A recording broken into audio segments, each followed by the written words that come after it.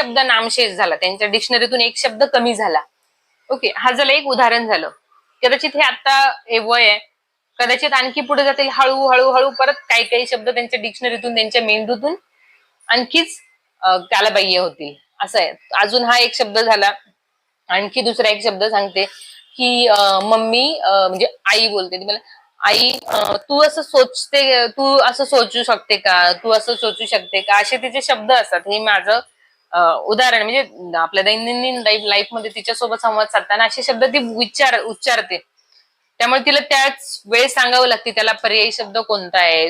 ही आपली जी मराठी भाषा ही शिवाजी महाराज सुद्धा बोलत होते, ज्ञानेश्वर महाराज सुद्धा बोलत होते, तुकाराम महाराज बोलत होते. याला हजारो वर्षांचा इतिहास आहे.